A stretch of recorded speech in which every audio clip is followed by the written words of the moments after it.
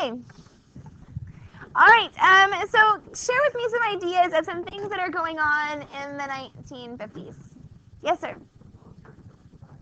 Okay. Eisenhower has warned us in the military-industrial complex. We are concerned about the continued high level of military spending. Yes.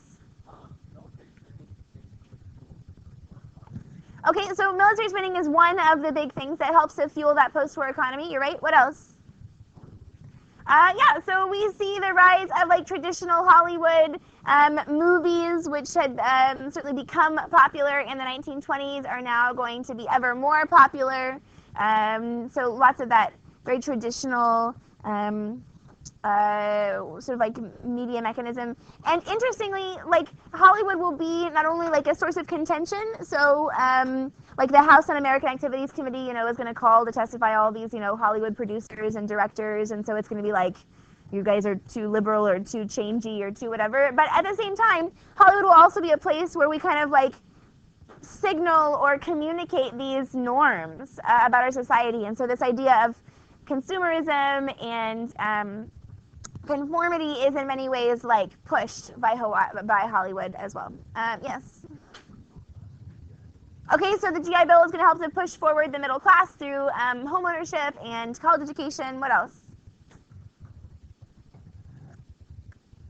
Caroline?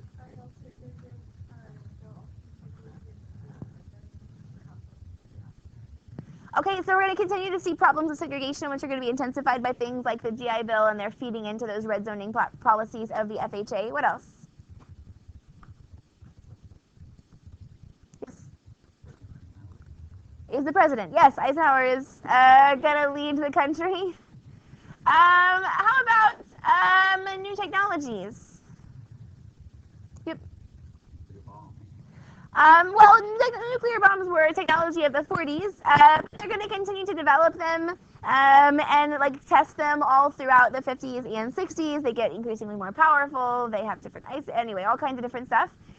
We're also going to see other innovations like the polio vaccine, which will be perfected and widely distributed. It's a really big deal because up through even my parents' generation, my grandparents would have been deathly worried all the time about their kids because if their children contracted polio, you would almost certainly be paralyzed for the rest of your life. And it was a fairly common illness. Lots of kids got it. And we didn't really know how to stop it. There was nothing you could do once it was contracted. But so the polio vaccine makes big changes. Television is going to play a huge role in popular society, and it plays much the same role that the radio played in the 1920s. Can somebody tell me about the radio in the 1920s? I'm sorry?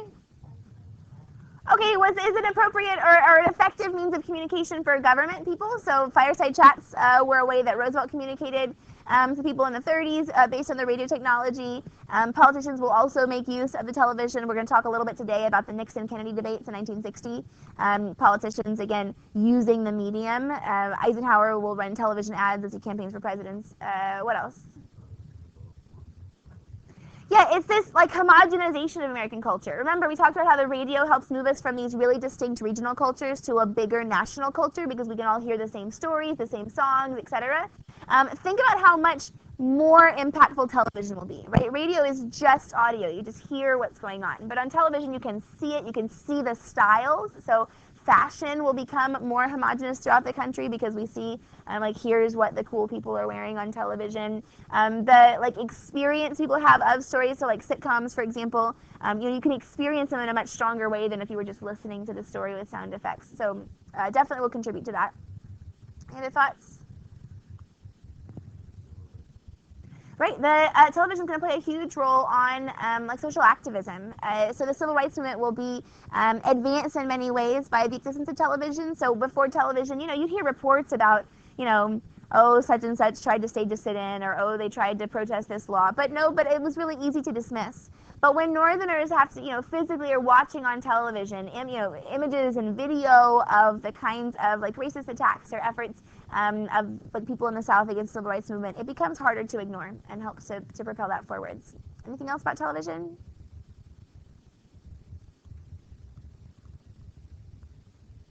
Again, I think also it just kind of goes back. We've already talked about it. We're cycling on ourselves. That it furthers this idea of a conformist culture, of this is the American value, this is who we're supposed to be. And especially in like repressive environment of the Red Scare of the 1950s, being different was what, you guys are teenagers, so you think like standing out and being different is scary in general, I think, many of you. But in the 50s, there was a much more sinister air to this idea of not fitting in. And so everyone, and that was in some ways enforced by this like, or reinforced, I guess more accurately, by this constant stream of images and like ideas and values from television. Here's one of the first computers in America. The first computer took up an entire floor of a building, and even more advanced computers by the middle of the 50s took up full rooms. And they had less processing power than your TI-80, whatever it is these days, your calculator that you use. So I just want you to imagine, like, a full room's worth of computing power did less than what your calculator can do that fits in the palm of your hand. And as, like, astounding as that is to us, and, like, how much more powerful your phones are now, you know, I just want you to realize, like, what a big deal that would have been. To have gone from not even having the use of a simple graphing calculator to do calculations for things like astrophysics, right, or literal rocket science or whatever it is, to now the nuclear bomb was created without the use of any significant computing power, right? All of those calculations done completely by hand. And then even just the like introduction of a machine that can compute as fast as your calculator can is a game changer. Computing has helped to speed up the rate of technological advancement in a whole bunch of different ways. And then there's lots of like consumer appliances that are going to be invented. Refrigerators, which will help prevent food spoilage and change the way women shop. Anyway, all those kinds of things. Then there's the baby boom. Nobody mentioned it. We're having lots of babies in this post-war era. So, you know, the men had been away at war, and then they came back, and the world had been saved from fascism, and also we had lots of like money and available time. And anyway, babies are born. Lots of them, actually. You can see this big population bubble here. And the baby boom is going to have long-range impacts on American culture well until the present day. We're not done with the impacts of the baby boom yet. So in the 1950s, when all these baby boomers are little kids, we're going to see things, cartoons on television and Howdy Doody and like all sort, and the Dr. Spock, who is like this child rearing expert who like writes this big book about taking care of babies, and he becomes this cultural phenomenon. So lots of cultural foci, I give up, are going to center around little kids in the 1950s. And then as we move into the 1960s, the things you associate with 60s culture, rock and roll and the hippies, this is all going to be sort of teenage culture, right? This is these baby boomers, who are the largest portion of the U.S. society, are now going to be pushing, kind of questioning the government, challenging the ideas, pushing back against the conformity of the 1950s. So we see that in the 60s. In the 70s, right, then we end up with like the counterculture movement and like the rise of these like new like youth vocabulary and all this kind of stuff, which is going to be associated with, you know, college age and young adult people. And then we're going to see, and like criticism or cynicism associated with the government, and like the Watergate era, like that comes in the 70s. Again, it's these like young people who are questioning, they don't buy into everything that the country sort of teaches them. The 80s, you know, now they're moving to young adulthood. The 80s is this me generation, right? All about the yuppies and, you know, consumerism. Anyway, the baby boom is going to affect culture all the way through. The age baby boomers are in any given decade is going to, in many ways, define the thing that we associate with that decade, the cultural phenomenon. So there's that. The suburbs are going to be another big element of 1950s culture, and they're made possible by a whole bunch of things. One of them we're going to talk about in a few minutes is one of Eisenhower's most famous pieces of legislation, the Interstate Highway Act. So President Eisenhower presides over the Interstate Highway Act. And we'll talk later about Eisenhower's motives, which had nothing to do with the suburbs. But the fact that we have a whole bunch of brand new, nice, fast-moving highways is going to help us to move further out of the cities, which is where suburbs are by definition. Other things that contribute to suburbs? Cars. So because of the high savings rate during World War II, people have all this disposable income now. More people are buying cars. Cars are more widely available than they ever had been before. So people can physically move themselves from place to place. What else? The growth of the middle class, the GI Bill, as well as like the continuation of those Federal Housing Authority programs. So more people are able to physically buy a home. which will enable them to get out there. Levittown was one of the most famous of the sort of like suburb neighborhoods that's in Pennsylvania. But there are a whole bunch of different like developers, and they all use these prefab houses, which means that like have you ever bought anything from IKEA? Right, and so like they've mass produced 1,000 bazillion bookshelves or whatever it is, and so they cut a bazillion of this exact same piece, and all you have to do is kind of fit the parts together, right? There's no like you don't have to cut anything yourself or make a new joint or whatever it is. You just put the pieces together. Prefab houses work that way as well. They're mass producing the pieces for homes. They're mass producing the panels that are going to go here. They figure out ways to put together rooms without having to like measure the same pieces each time. They can lay out the foundation really quickly, and this enables the homes to be produced much more cheaply as well. And so there's benefits to this, right? Home ownership is going to like increase consumption of all kinds of goods. It's good for like family values, and it's good for children and all this business. But also, I mean, every single house looks exactly the same. So one of the most famous songs from the 1950s is this song called Little Boxes, and it's about like all these houses that are little boxes, and they all look the same. And we don't have any individualism. We don't think for ourselves anymore. We just all want to be in these little boxes. Anyway, social commentary. Okay, let's talk now about the Sun Belt. This is just a demographic phenomenon. So this is the movement of people out of what we would have called the Old Northwest and into the American South and the Southwest. So sometimes students get confused. They go, well, I thought all the industry in the United States was in the Northeast. Well, kind of. Back when America was first industrializing, right, back in the 1830s, the Market Revolution, all of that, we did see most factories being built in the Northeast because they have the most available, like, rivers, right? The early factories were powered on water power. But once we moved into the Gilded Age, most of the factories that we're going to see, these big, heavy industry kind of factories, were built in the Old Northwest, right? The Great Lakes region. They have access to the canals. They have access to major rail lines. They have access to the Mesabi Range, right? All that coal, which is available, and plenty of iron. So most of our heavy industry, right? Carnegie Steel was in Pennsylvania.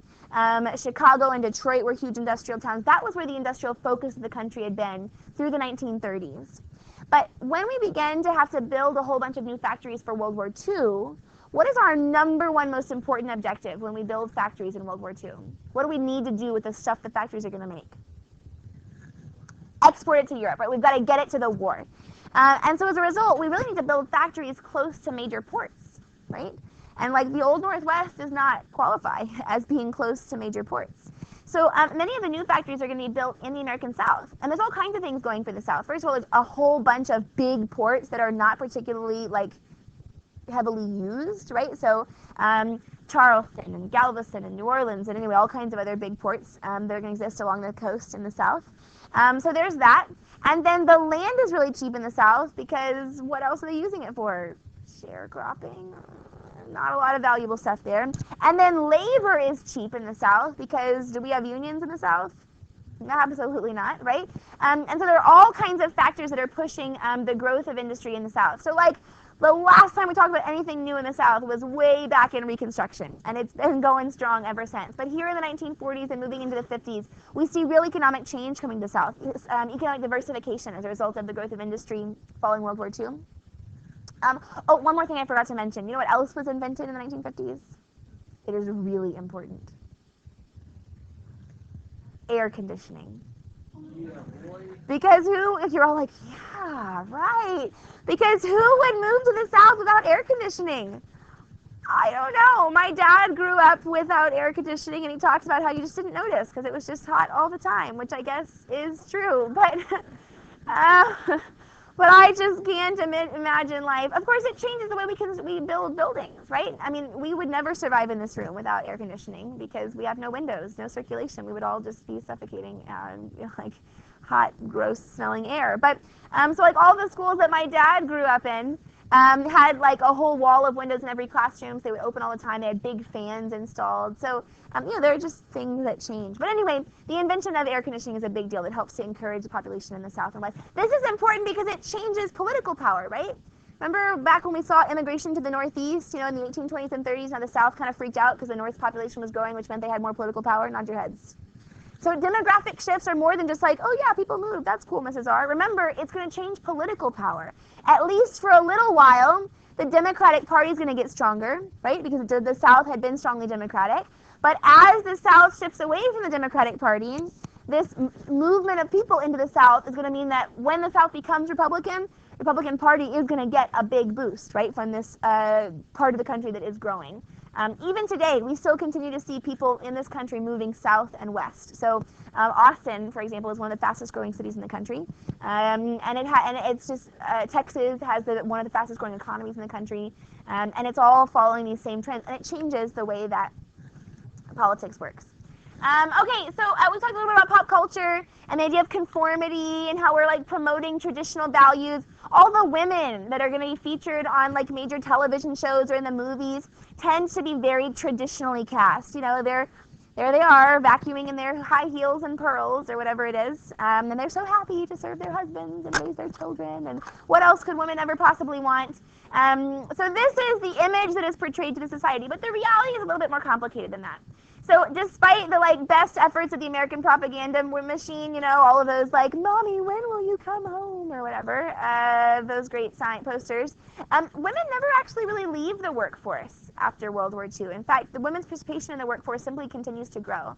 And the more and more jobs that are available for women, the more and more women that take part in the workplace, it's going to mean like financial independence for women. Women who don't have to get married, the age at marriage slowly begins to rise for women, right? From like 18 was like the average age of marriage in the 1940s, and it's going to be slowly creeping up from then on. And of course, that has to do with women's participation in the workforce. If you as a woman can't go out and get a job, you literally need to go from your daddy taking care of you to your husband taking care of you. You have no other like option in the middle. But if women can get jobs, if women are, have career opportunities, well, a woman can sustain herself for as long as she decides that she wants to, and that's going to help to change in the social dynamics in the country. We're also going to see, although like pop culture would tell us that there's no problem in this country with racism, we all hold hands and sing kumbaya and love one another. Reality is that we do see the rise of racial conflict. The 1950s are going to see a focus mostly on educational segregation. So we're going to look at integrating schools. This is a picture, this is from 1957, the Little Rock Nine. 9 black students who were chosen to help integrate Little Rock High School after the Brown v. Board decision.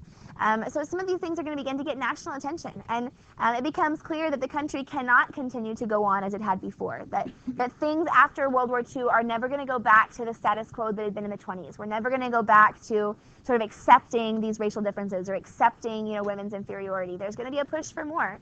And that's going to continue on. Birth control is a thing. So in 1951, the pill will be introduced.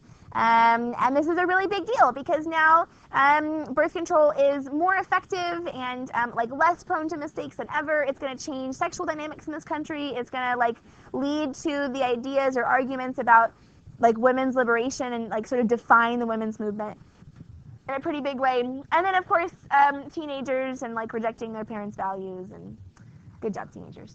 Okay, and then last but not least, let's not forget that the Red Scare is going strong throughout all of this. So the one thing, I'm going to leave most of this to your textbooks. I think your book does a pretty good job of talking about the Red Scare. But I want to highlight a few things. First of all, the person we put at the center of the Red Scare is Joseph McCarthy, but he is what is his office? He's a senator, right? He's Senator Joseph McCarthy. But then the organization that we place at the center of the Red Scare is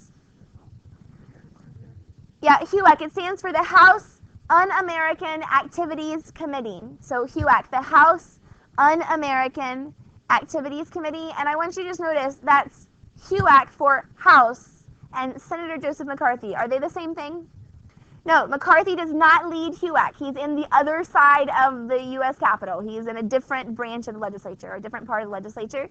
But they are going to fuel into one another. So McCarthy is big on making claims. I have in my hand a list of 212 people who've infiltrated the communists in the government. And he comes up with all these claims all over the place. He gets very popular by calling out how, dastardly this communist infiltration of America is. And there's just enough evidence. McCarthy has no evidence, but there's just enough evidence in American society that people give, and plenty of fear, that people give McCarthy more credit than he really deserves. So for example, the Alger Hiss Whitaker Chambers case. So we found an actual spy in the U.S. State Department. He admits to passing secrets to the Russians. Like, this is a really big deal. Then there are the Rosenbergs, right? Julius and Ethel Rosenberg, they had worked as part of the Manhattan Project. They are found guilty. They admit to passing secrets to the Russians.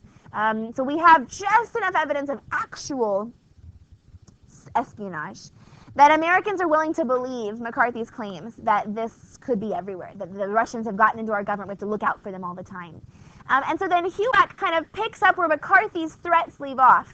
And so HUAC is going to be holding hearings. They are going to hold trials or hearings of various Hollywood directors. Some of these are absolutely just mind-boggling. For example, one of the famous films, I can't remember what it is. What's it called? It doesn't matter. Anyway, one of these really famous films, it was from World War II, and it was a story of like a young Russian girl and how the values of Russia, and she's, this strong, traditional, whatever, and she helps to support the war, whatever it is, makes sacrifice, takes care of her family. Anyway, it shows this Russian girl in a positive light. It was commissioned by the U.S. State Department during the war, because don't forget, who was our ally during World War II?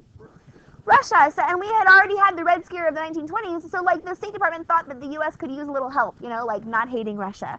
And so the government asked them to make this film. But then the director and the producer of the film are blacklisted after being interviewed by HUAC, because it's like, why did you lie to the American people and tell them that Russia was a good place to be? Why did you lie and show them that Russia was a thriving economy when actually it's da-da-da-da? It doesn't matter what they say, they're just blacklisted. Nobody will hire them again. There's no formal criminal charges, but they're just going to be blacklisted. Unions are going to really struggle in this era, just like they struggled in the 1920s.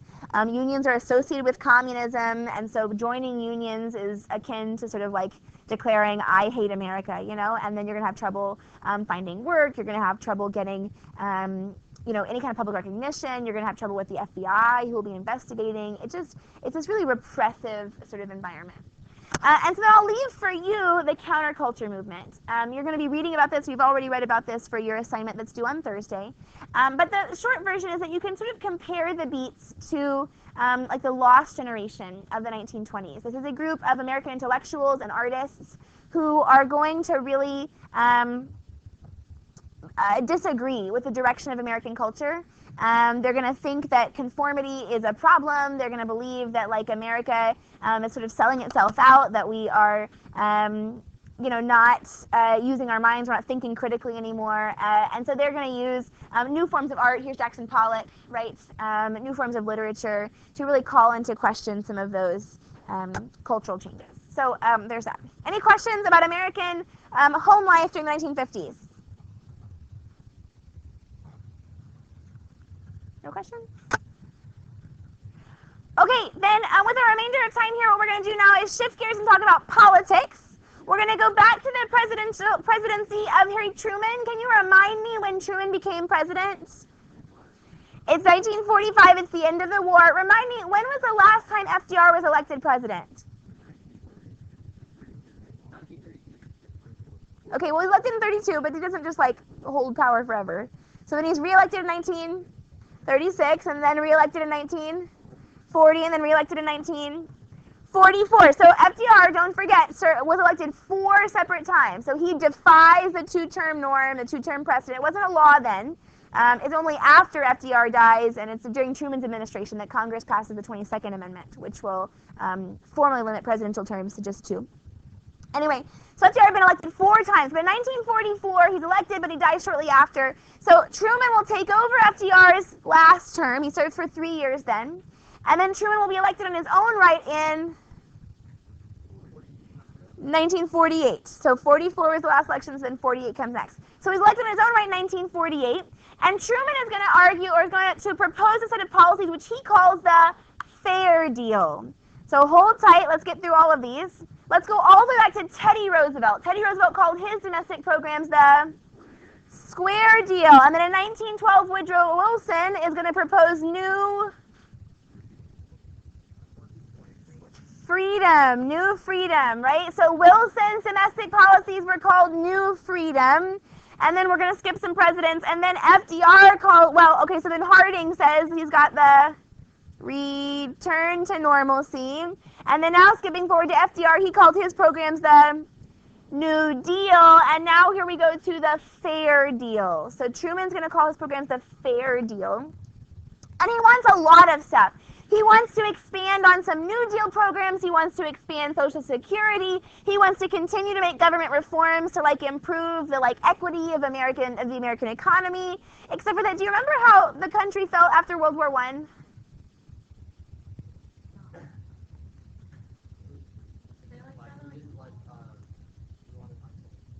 We want isolationism, but domestically, do we want to keep with those progressive reforms?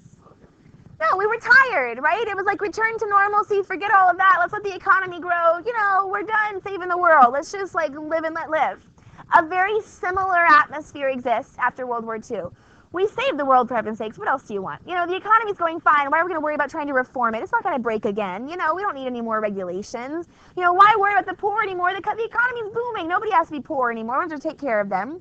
And so there's really a resistance to almost all of Truman's programs. It doesn't help that there's no grand crisis to encourage Congress to listen to him, right? Congress had kind of listened to FDR pretty much all the time. Whatever he said, they were cool, sounds great. With one notable exception, what was it?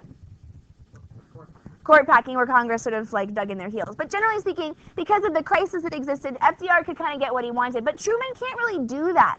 It gets worse. I mean, better, but worse for Truman. So immediately at the end of World War II, Truman feels convicted that the African Americans served this country honorably during the war, and that it is dishonorable for the country to continue to exclude them and divide them within the U.S. military. So he's going to issue Executive Order 9981. Executive Order 9981. And in Executive Order 9981, Truman will desegregate the U.S. military, so formally integrating all branches of the armed services, allowing people of all races to serve together, to progress under the same officers, have the same kinds of promotions. And can you think of one particular group of people who are going to go, oh, heck no? Okay, let's be a little bit more specific than just white people. Southern Democrats. The KKK hates it too, but that wasn't what I'm going for. That one's given. Southern Democrats. Remember, the Democratic coalition, of course, has now been broadened to include Americans of color, right? African Americans in particular, but also Hispanic Americans and so on. So the Democratic coalition has gotten bigger. It includes Black Americans, for example, but still includes those Southern Democrats. But Southern Democrats take one look at this executive order and they are absolutely furious. This is not what we stand for. This is not what this country is about. This is going to lead to the degeneracy of our country. This is the end of the world. So far, in fact, that there's actually a splinter faction Democratic Party in 1948 that runs their own candidate for president. Anybody? So Dixiecrats, they run Strom Thurmond, who, there are more racist people we don't know about, like KKK leaders and stuff, but Strom Thurmond is the most racist politician I've ever read about in my whole life. It's real rough. And so they're going to nominate Strom Thurmond, worse than Calhoun, if you can believe that. They're going to nominate Strom Thurmond to be their presidential candidate. He doesn't have a chance. And in the end, Truman, of course, will win re-election. But it's a hint of what's going to come, that the South place in the Democratic coalition is tenuous at best, and it really links back to, so Truman's is really the first act of civil rights activism on the part of any U.S. president.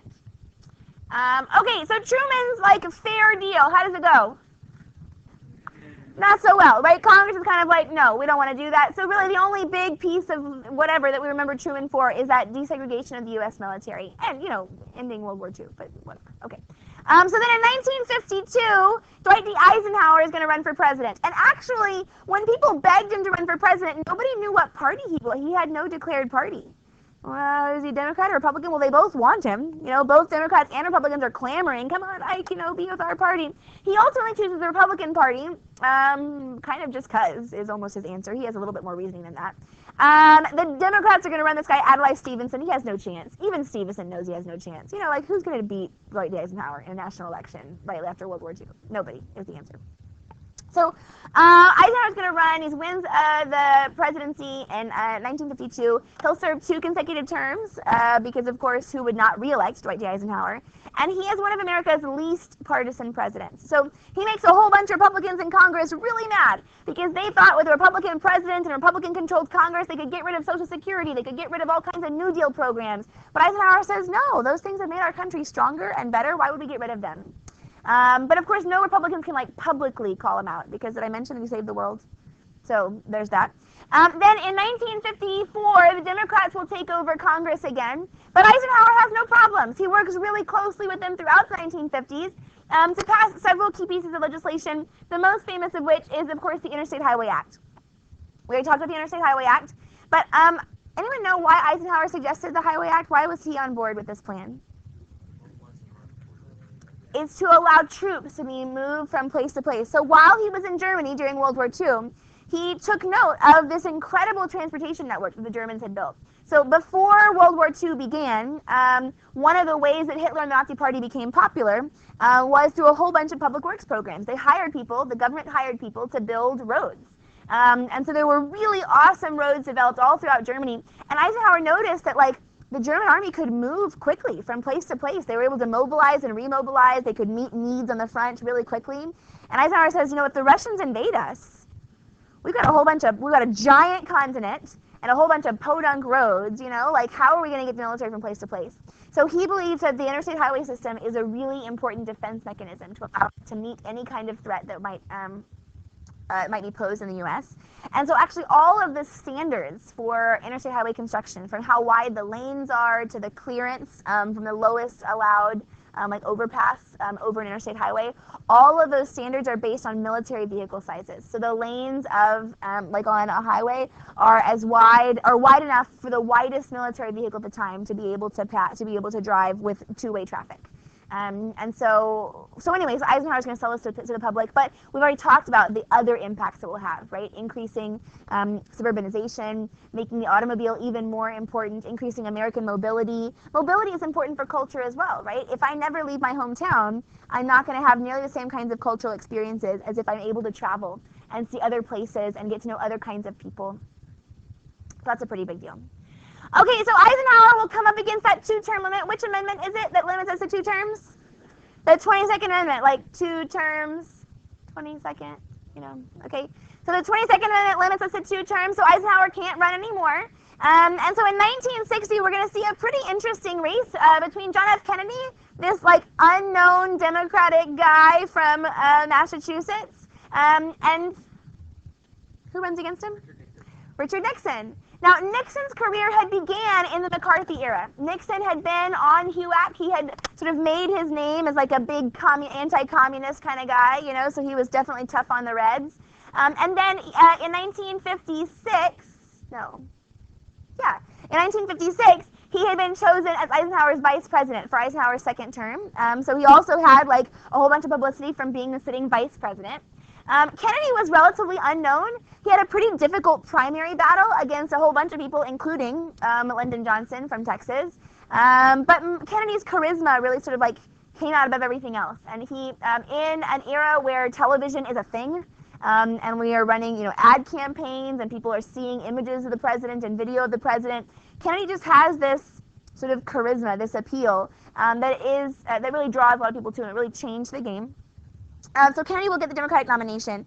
The 1960 presidential election was the first time that the presidential debates were televised. So we'd had debates before, but normally they were either just written about, and the newspapers would run a story about here's what the debate looked like, and only the audience ever saw what happened. Or in the 1940s, we began to run radio debates, so people could listen in on the debate. But now we have televised debates, and I wish I had the clip linked here. I would show you a little bit of it, but.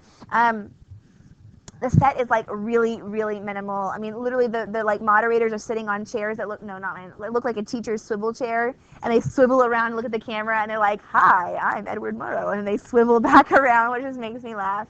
Kennedy and Nixon are sitting at desks that look kind of like the desks, they have the little bar attached, the seats attached, super whatever.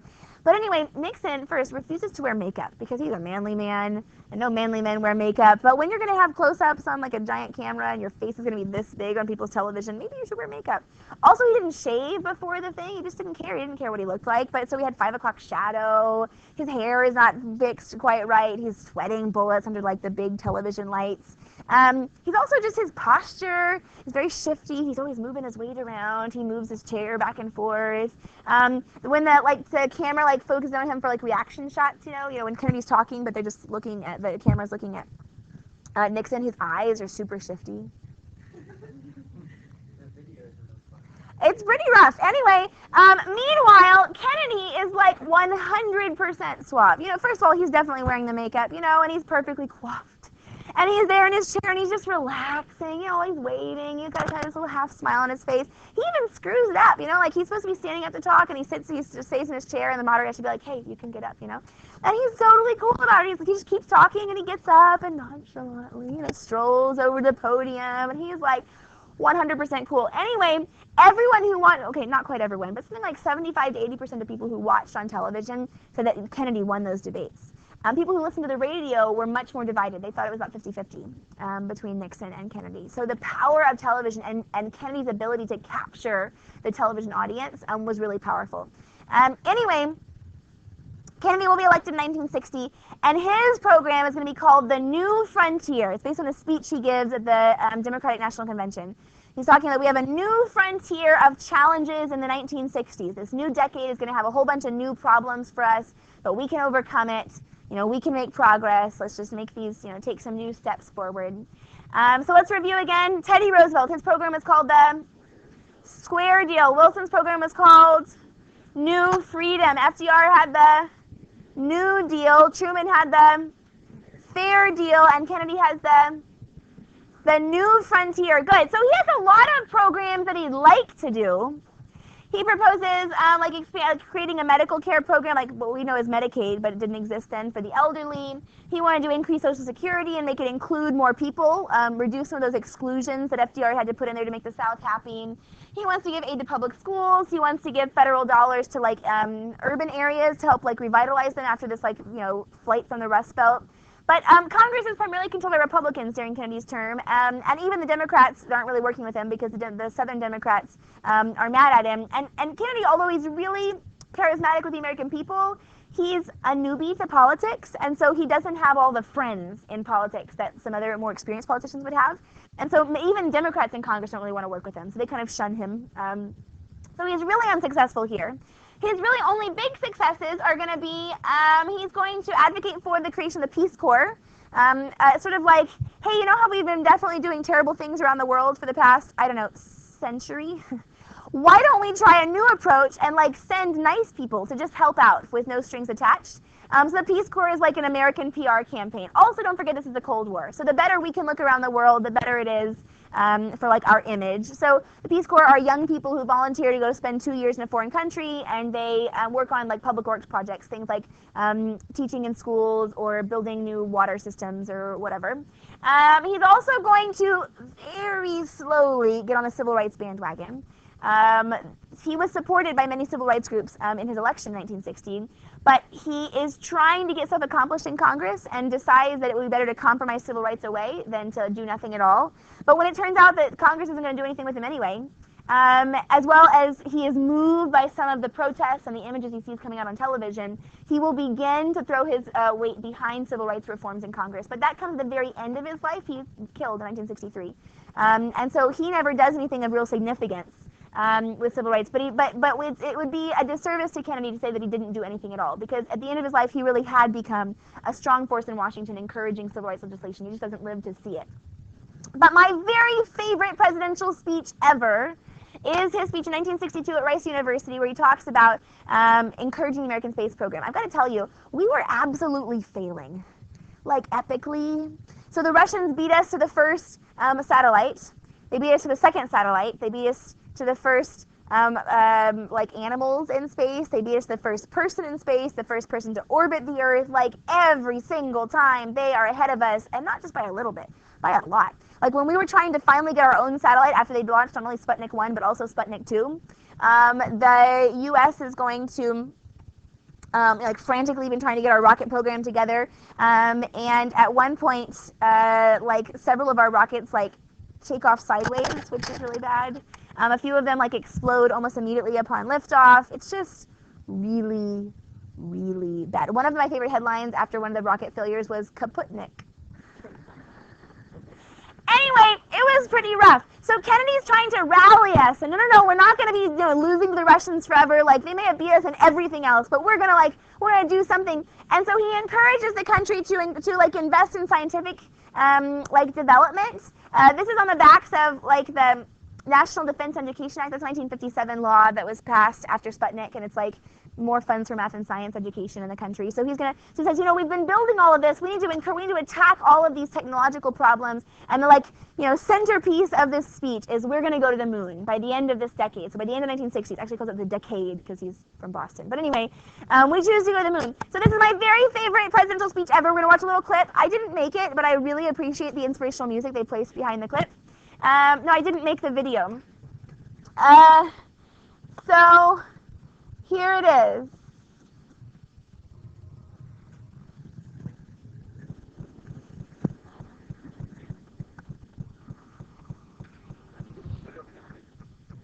William Bradford, speaking in 1630 of the founding of the Plymouth Bay Colony, said that all great and honorable actions are accompanied with great difficulty, and both must be enterprised and overcome and encouraged.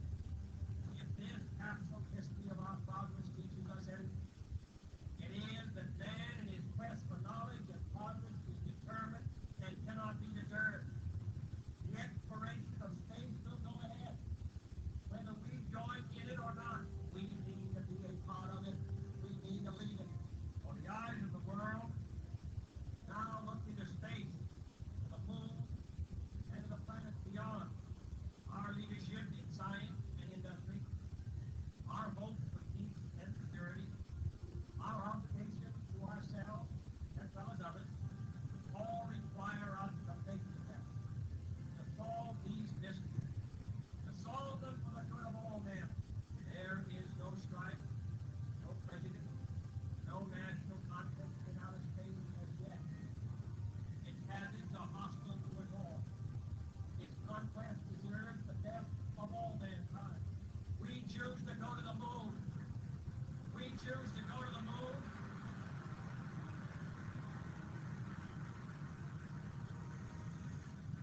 We choose to go to the moon in this decade and do the other things. Not because they are easy, but because they are hard. Because that challenge is one that we're willing to accept. One we are ready to fulfill. And one we intend to win.